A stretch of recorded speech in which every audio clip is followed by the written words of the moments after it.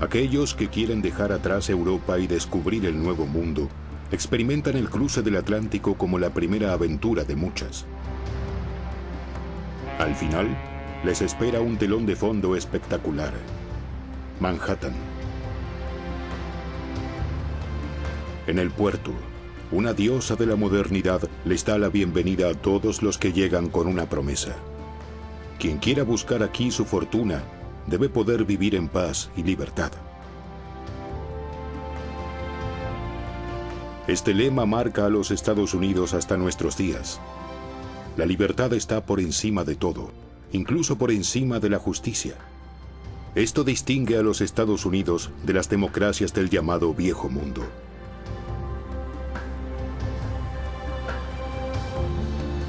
La Estatua de la Libertad simboliza esta afirmación. Es un regalo de Francia y cruzó el Atlántico en 1885. Esta mujer con la antorcha iluminaría el mundo y les daría esperanza a todos aquellos que debían abandonar Europa por cualquier motivo.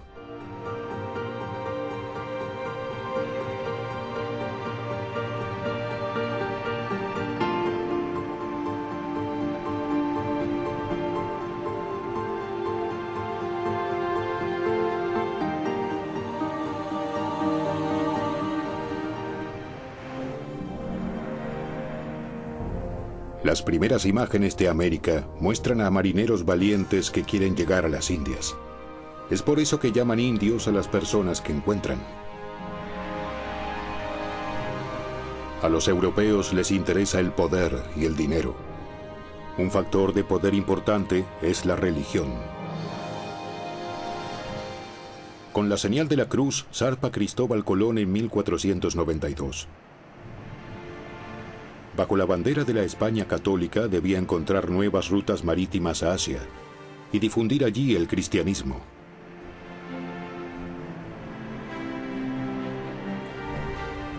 El Caribe para los españoles es tan solo un trampolín. Con la ayuda de nuevos mapas, los navegantes buscan más tierras. Al hacerlo, llegan a una costa que llaman Florida. El antiguo nombre en español para el domingo de Pascua, la Pascua Florida. Por cierto, hasta su muerte, Colón está firmemente convencido de que ha estado en las Indias.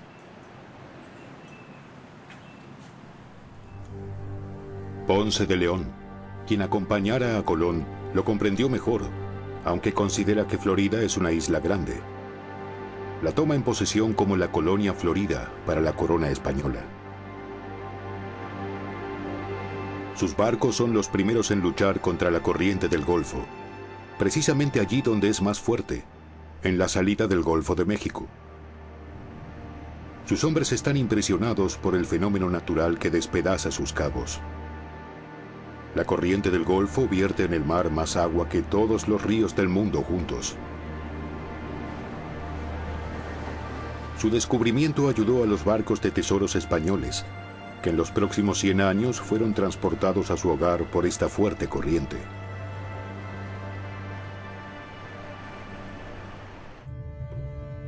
Un famoso grabador recopila los informes de los marineros en el siglo XVI y los traduce en imágenes.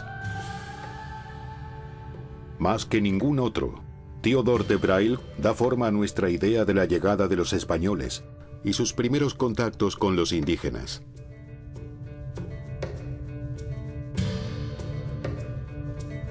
Lo que el maestro inventa en su taller no siempre puede verse tan fácilmente como en su imagen del trabajo de campo de una tribu de nativos americanos con la herramienta de labranza correspondiente.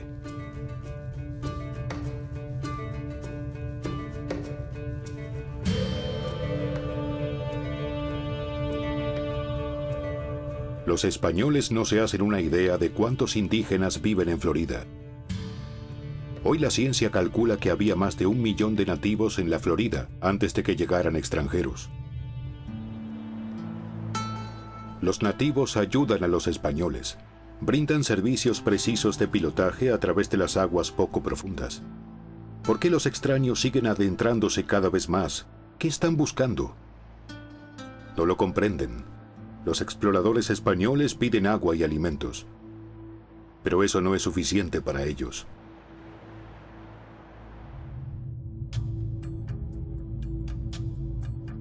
Para los españoles, mucho más importante que los alimentos son los metales preciosos y las especias. Esperan descubrir nuevos tesoros y quieren tomar botines como los de los incas.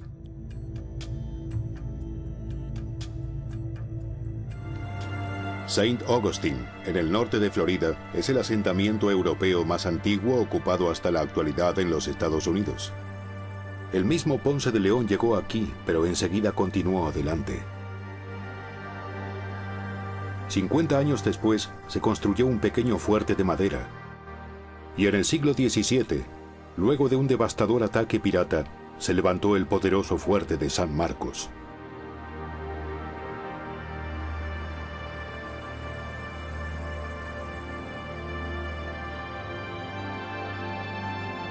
En las islas, los piratas encontraron refugio y un hogar. Muchos comenzaron como contrabandistas. Cuando comenzaron a pasar ante sus ojos galeones con rumbo a Europa repletos de oro y plata, el robo y el asesinato florecieron en el Caribe.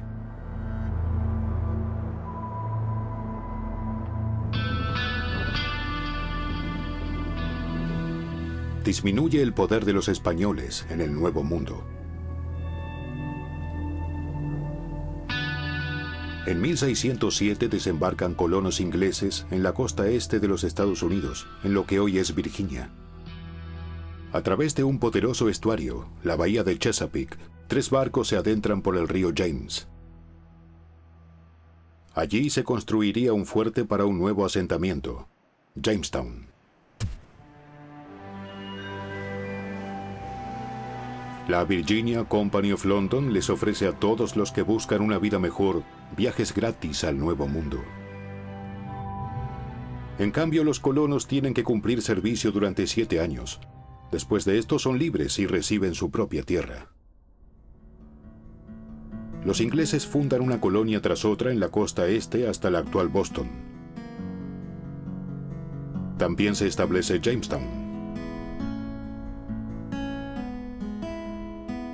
Para la Virginia Company, Jamestown se amortiza rápidamente.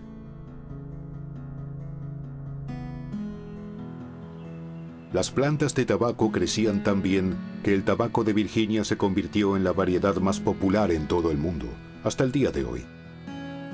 Sin embargo, el descubrimiento del tabaco se debe a los nativos, que usaban las hojas como un remedio para las mordeduras de serpientes y todo tipo de enfermedades.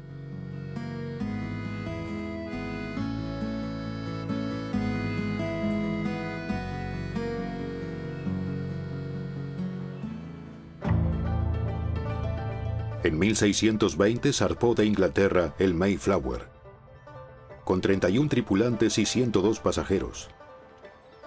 No ansían tanto posesiones y riqueza, sino la libertad de vivir su fe. Su destino también es Virginia. Sin embargo, el mal tiempo los lleva a Cape Cod, cerca de Boston. Los pasajeros de Plymouth, denominados padres peregrinos, son ahora parte del mito fundacional de los Estados Unidos.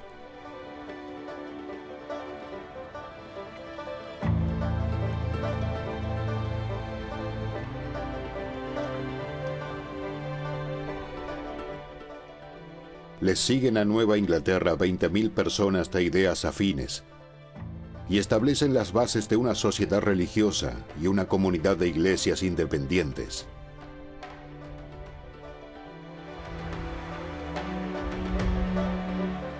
Los padres peregrinos todavía se llaman a sí mismos Saints, santos, por el apóstol Pablo. Eran marginados en la Inglaterra protestante porque se regían estrictamente por la palabra de la Biblia. En su entendimiento, cada iglesia está directamente subordinada a Dios y no necesita un obispo. También rechazan la Navidad, ya que en la Biblia no se menciona.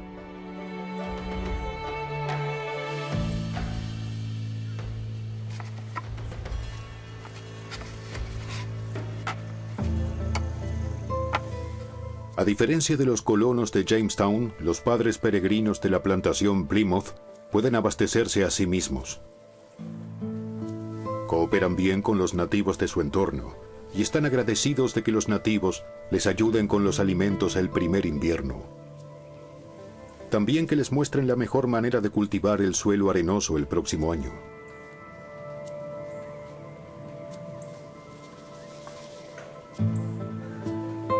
Para agradecer la buena cosecha, los vecinos son invitados a una fiesta de 3 días. De allí proviene el Día de Acción de Gracias de hoy.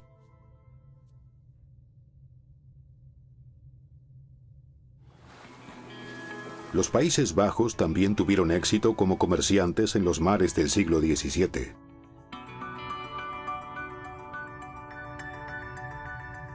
El centro turístico de Cape May, en Nueva Jersey, fue fundado hace casi 500 años por un comerciante de pieles holandés, como un puesto comercial con los nativos. Actualmente es el balneario más antiguo de la nación. Durante el verano, más de 4.000 habitantes albergan a más de 100.000 turistas.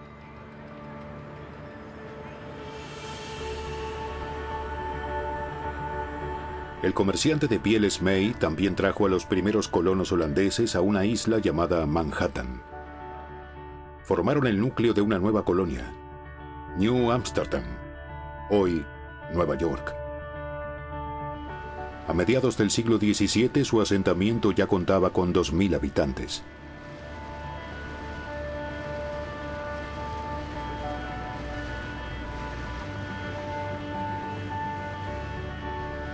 Los ingleses vencen la molesta competencia en 3 guerras navales y envían a su flota a tomar los asentamientos holandeses.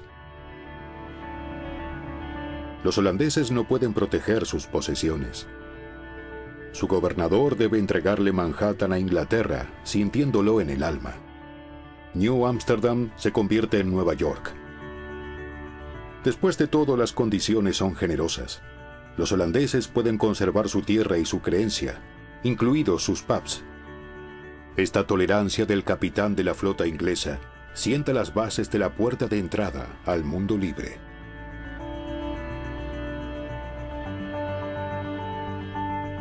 Ya tienen colonias en el sur y en el norte. Con las conquistas, los ingleses continúan extendiéndose en la costa este.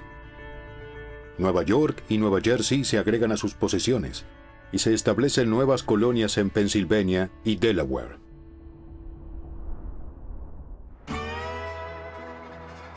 Sin embargo, ninguna otra fundación es tan exitosa como Virginia. Esto inspira también a otros en el sur. Las granjas obtienen grandes ganancias y crecen convirtiéndose en plantaciones.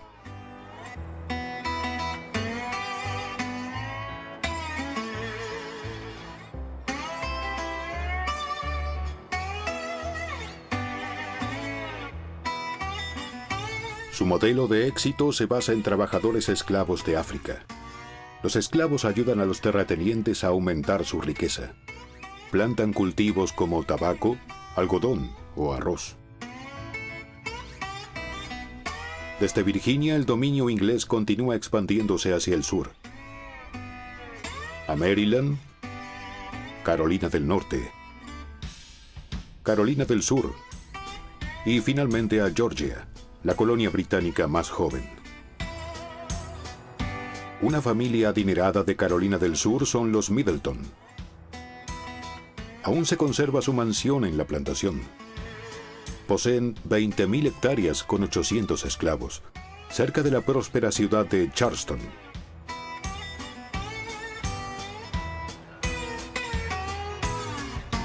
A mediados del siglo XVII, Charleston se convierte en la metrópolis de los estados del sur.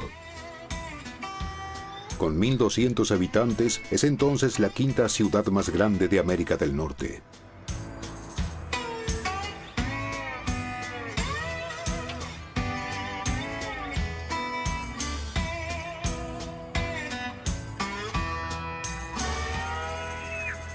El puerto se convierte en un centro del comercio de esclavos en las colonias británicas. La mitad de los esclavos traídos a América del Norte desembarcan en Charleston. Es un negocio cruel que no tiene en consideración ningún derecho. Los amos pueden hacer con sus esclavos lo que quieran.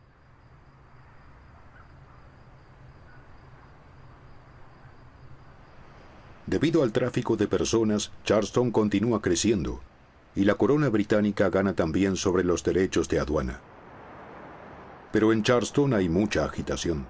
Las estrictas disposiciones de los británicos causan disgustos.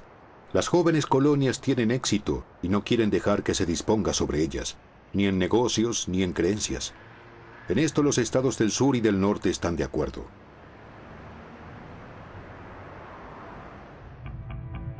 En Boston se agudiza el conflicto.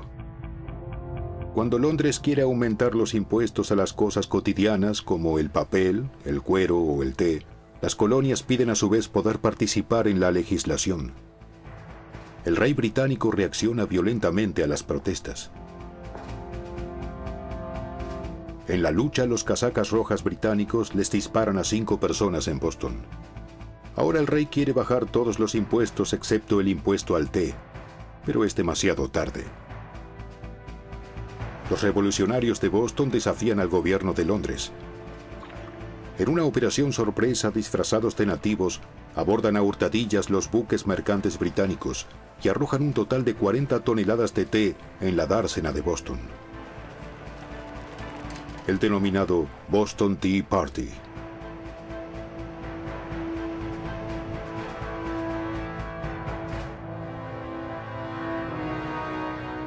Londres reacciona a esta provocación enviando más tropas. En 1775 se producen cerca de Boston las primeras batallas con las milicias coloniales.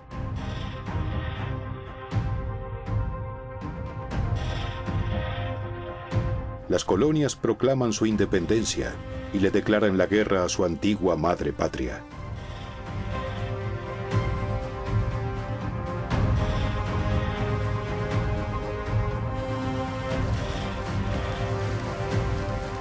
Thomas Jefferson, nacido en Inglaterra, escribe partes importantes de la Declaración de Independencia. Se convierte en uno de los padres fundadores de los Estados Unidos. Así como Benjamin Franklin, Samuel Adams o el tabacalero George Washington de Virginia. Todos ellos quieren vivir libres de la tiranía inglesa. Escriben esto literalmente, y que todo ser humano tendría un derecho dado por Dios a la vida y la libertad.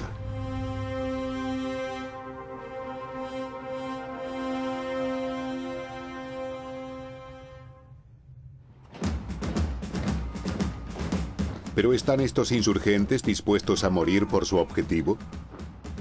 Solo 15.000 soldados de milicia mal armados luchan bajo el mando de un novato militar, el granjero George Washington. Se enfrentan a los casacas rojas, bien armados y con experiencia en la guerra, que cuentan con el apoyo de 30.000 mercenarios alemanes.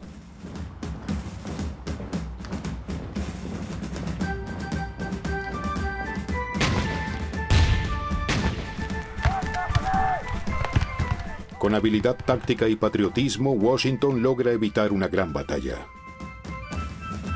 En el juego del gato y el ratón con los británicos, él es el ratón. Su ejército de milicia conoce más de retiradas que de ataques. Sin embargo, los británicos no pueden imponerse. En esta situación, George Washington recibe ayuda de Francia. Las cosas se dan vuelta. A pocos kilómetros de Jamestown, los británicos capitulan. Estados Unidos entra en el escenario mundial.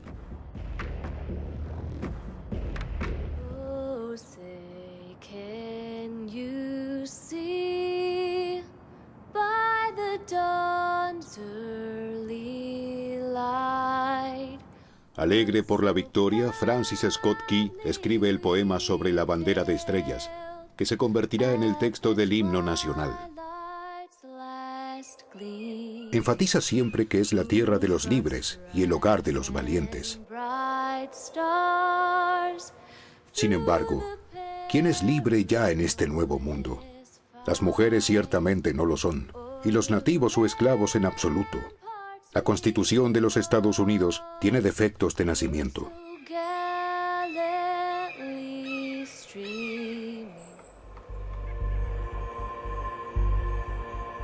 Cuando los agricultores se dan cuenta de que se puede cultivar bien el arroz en los estados del sur, se traen nuevos esclavos que están familiarizados con este cultivo.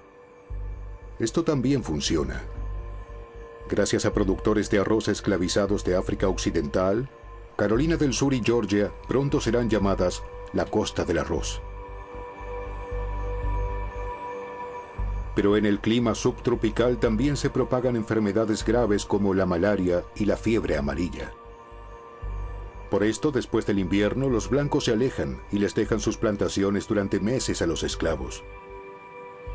Dejados por su cuenta y tranquilos, desarrollan una cultura afroamericana con su propio lenguaje. Gala. Hasta la actualidad se habla en Sea Island.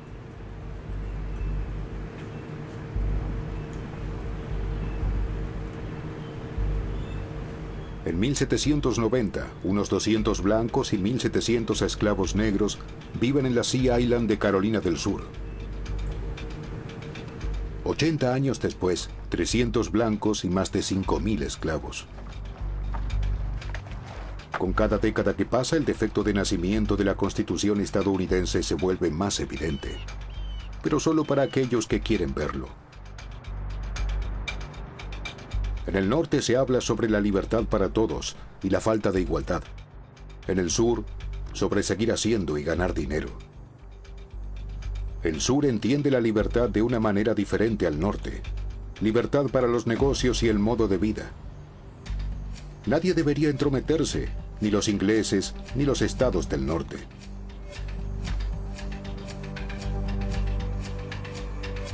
La Sociedad Virginia Company of London fue la primera empresa en traer esclavos para trabajar de África a Jamestown, para reemplazar a los trabajadores blancos de servidumbre. Estos ya habían pagado los costos de su viaje después de 7 años, y después de esto ya eran libres.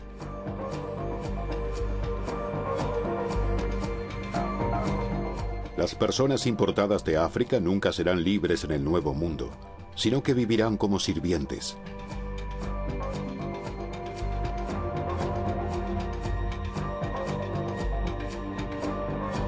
Cualquiera que intente escapar, por ejemplo, debido a maltratos, es severamente castigado.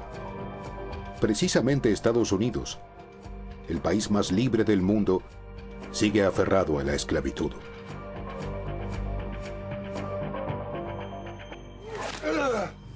Ya son más de 4 millones los explotados y a menudo abusados por los negreros.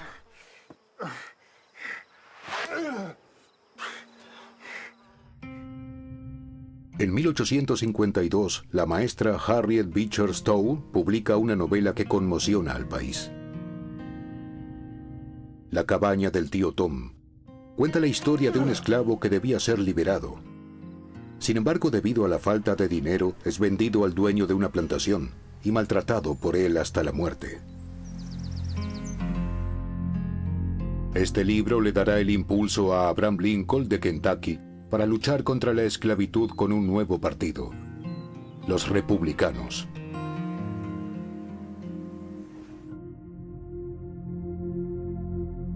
Cuando es elegido presidente con los votos de los estados del norte y se muda a Washington, a la Casa Blanca, ha llegado su hora. El sur, liderado por Carolina del Sur, amenaza a Lincoln con la secesión y abandona la unión de 13 estados. Ahora el presidente decide usar la fuerza militar para forzar al sur a la unidad.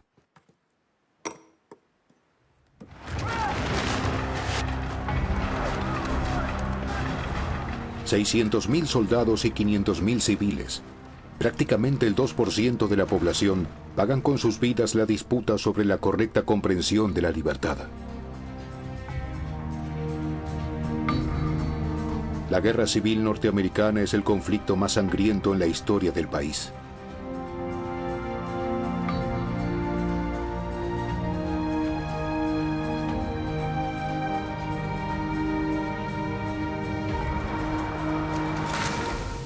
La mitad de los muertos no pueden ser identificados.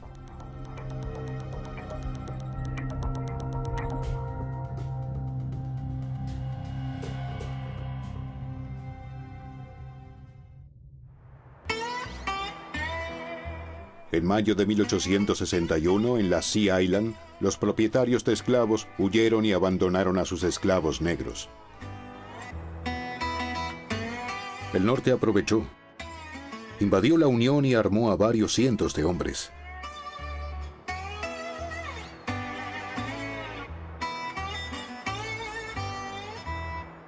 Los esclavos Gala están orgullosos de usar de ahora en adelante el uniforme azul y luchar por su libertad. Así que la cercana ciudad de Beaufort es ocupada rápidamente por la Unión. Gracias a los First South Carolina Volunteers, la primera unidad de voluntarios que lucha por la Unión. El norte forma ahora cada vez más a batallones negros. 180,000 hombres afroamericanos le ofrecen a Lincoln las nuevas tropas apremiantemente necesarias para los campos de batalla.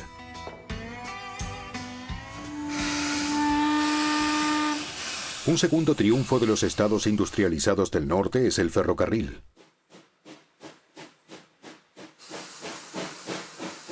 Con él pueden transportar fluidamente soldados y armas por todo el país. Se crean nuevos tramos. A menudo los campos de batalla se encuentran cerca de las vías férreas y de las ciudades surgidas de su cercanía.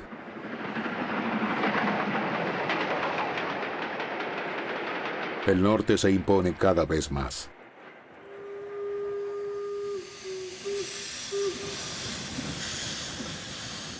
Los estados del sur apuestan todo a una carta e intentan cercar a los ejércitos del norte con dudosas operaciones militares.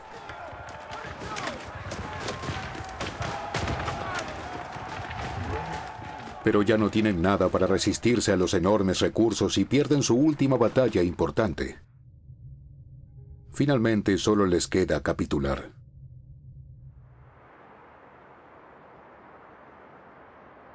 Aún durante la guerra, el presidente Lincoln es reelegido.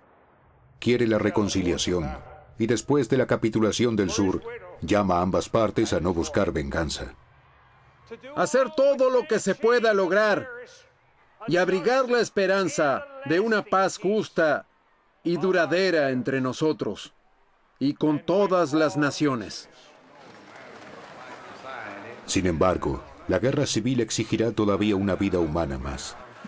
Una semana después del final de la guerra, el presidente Lincoln y su esposa vuelven a asistir por primera vez a una comedia en el Teatro Ford en Washington.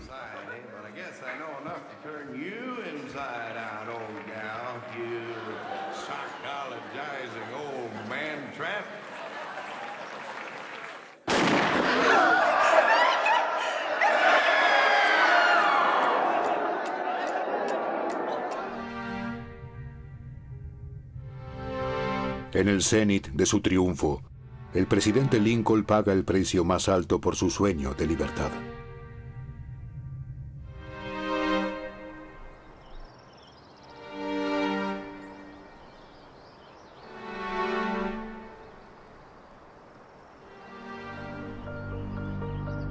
Después de más de 150 años, las heridas han sido curadas, pero nunca han sido olvidadas.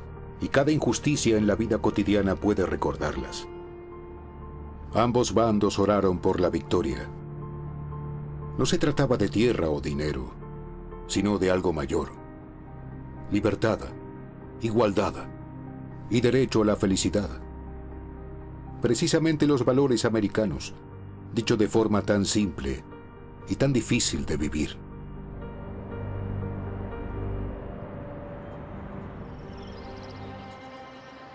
El Napesague Twin Lights, un faro gemelo frente a Nueva York, es un buen lugar para observar a la distancia el sueño estadounidense tal vez más importante. El camino de lavacopas a millonario. Y la prueba de que en Estados Unidos este sueño no tiene por qué ser un cuento de hadas, sino que se hace realidad una y otra vez. De camino a Manhattan, la Estatua de la Libertad promete lo que los padres fundadores de los Estados Unidos escribieron contra los gobernantes colonizadores de Inglaterra. Fuera con los tiranos, libertad para todos. Justo al lado de la isla que da esperanza se encuentra la isla Ellis. Isle of Tears, o la Isla de las Lágrimas. Así la llamaron los refugiados de Europa.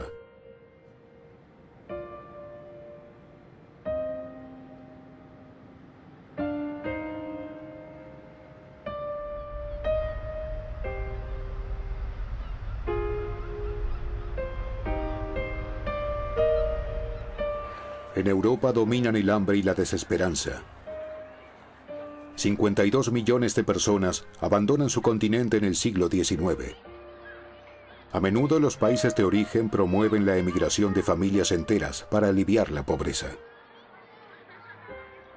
La salida organizada requiere puntos de concentración al otro lado del Atlántico. Muchos utilizan Hamburgo.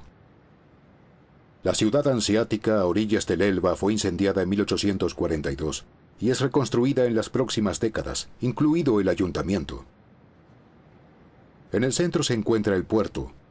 Este ahora se amplía masivamente y con él los astilleros. Hamburgo se convierte en una puerta al mundo.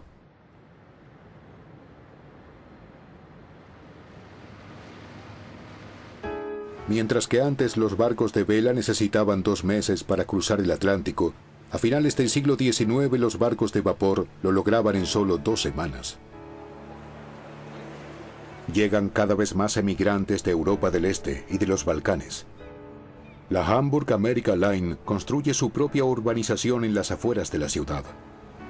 La condición es guardar 14 días de cuarentena para evitar la propagación de enfermedades en los barcos y no ser rechazados en Nueva York. Las maletas armario les pertenecen a los pasajeros de primera clase.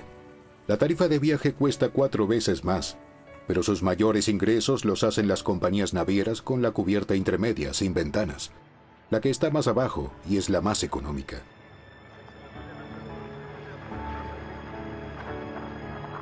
La migración se convierte en un negocio masivo. En la operación de línea, los barcos llevan pasajeros. Regresan con mercancías.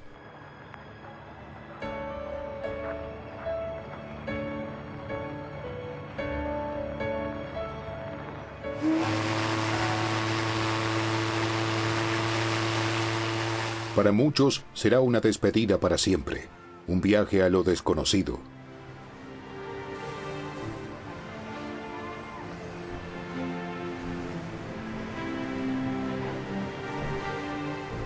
Gracias a la competencia también se le ofrecen algunas cosas a la tercera clase, para que su viaje sea más agradable.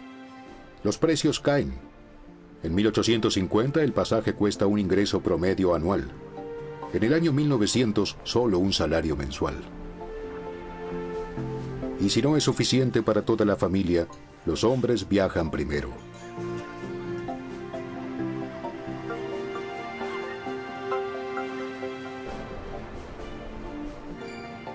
Sin embargo, antes del sueño americano se encuentra un difícil obstáculo. Ellis Island, la isla de las lágrimas.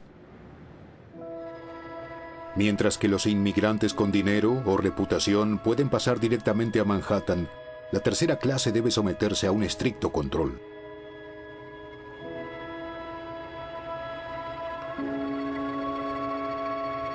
El interrogatorio de ingreso toma solo unos minutos, pero el chequeo médico es complejo. Este decide para quién el sueño de Norteamérica se hará realidad y para quién no. Gradualmente las autoridades prohíben el ingreso no solo de personas enfermas, sino también de prostitutas, pobres, anarquistas, chinos y analfabetos. Quien es rechazado regresa a expensas de la empresa naviera. En algunos días se despachan 12.000 viajeros. El grupo más grande será finalmente el de alemanes, 3 millones de personas, seguidos de irlandeses y escoceses. También rusos, húngaros e italianos buscan su suerte por miles en el Nuevo Mundo.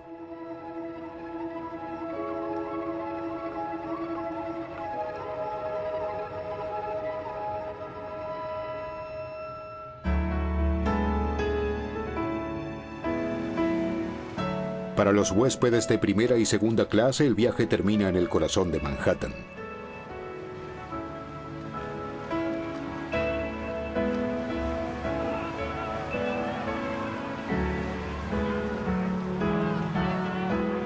Es posible que algunos de ellos hayan tenido que ingresar primero al Nuevo Mundo a través de la isla Ellis, y solo puedan darse el lujo ahora que Estados Unidos les trajo fortuna y prosperidad.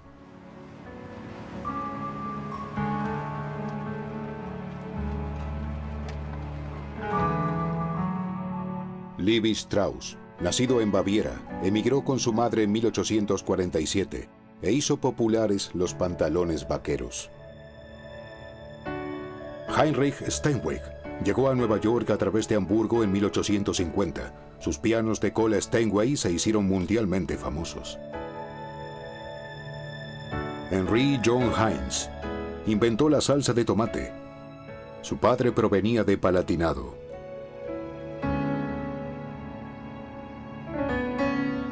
Así como Friedrich Trump, el abuelo de Donald Trump.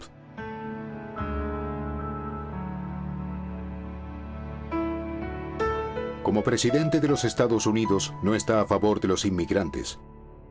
Incluso quiere construir un muro en la frontera con México. Prácticamente todos los inmigrantes llegaron a través de Nueva York, incluso aquellos que querían instalarse en el Medio Oeste. Los que se quedan allí se mudan a barrios donde continúan hablando su idioma.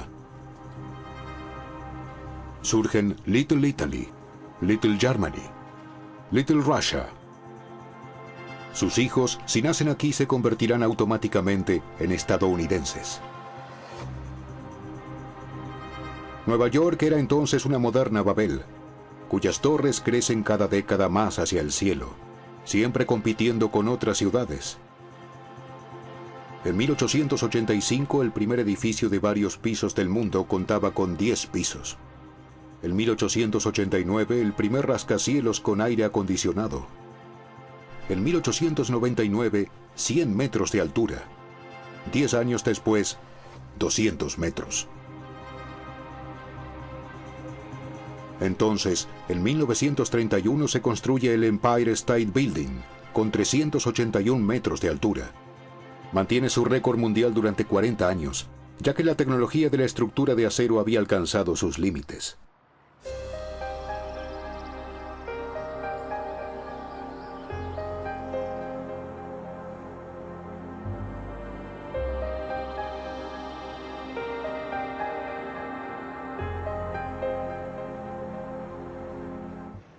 En 1603, Samuel de Champlain fundó en América del Norte un asentamiento tras otro para Francia.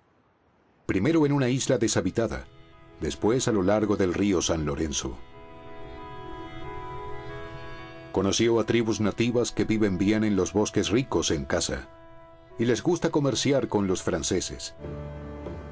Finalmente, en el siglo XVIII, los franceses tienen que ceder su Nueva Francia a los ingleses, a excepción de vestigios como Quebec, en el actual Canadá.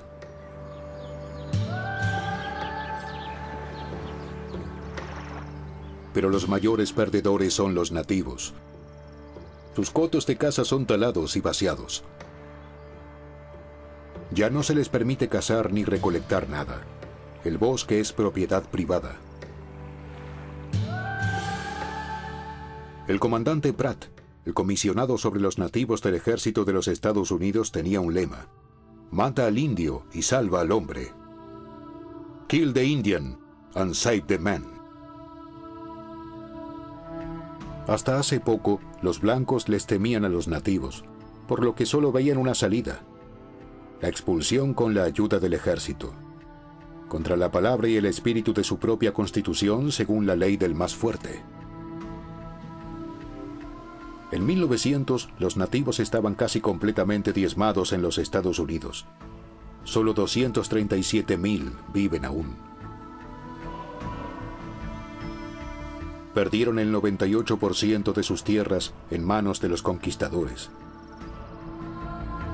Recién en 1948, los sobrevivientes en todos los estados de los Estados Unidos obtendrían todos los derechos civiles, 80 años después de que los afroamericanos pudieran votar por primera vez en Estados Unidos.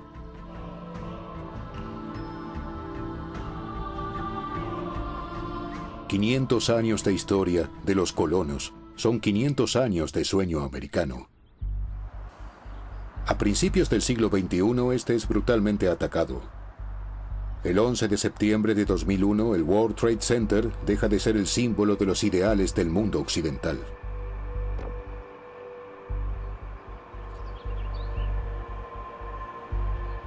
Casi 3.000 personas mueren como resultado del ataque terrorista. Personas cuyas raíces están en todos los continentes de esta tierra. Pero la sociedad abierta que los pioneros ayudaron a formar con su coraje y dedicación no se rinde. La nueva Freedom Tower es el símbolo más visible de esto. Cierra hoy el vacío en el horizonte urbano.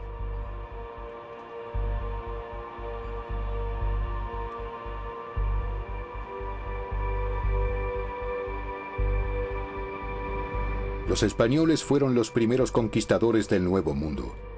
Su legado es llevado actualmente por más de 50 millones de personas que hablan español, más que en la propia España.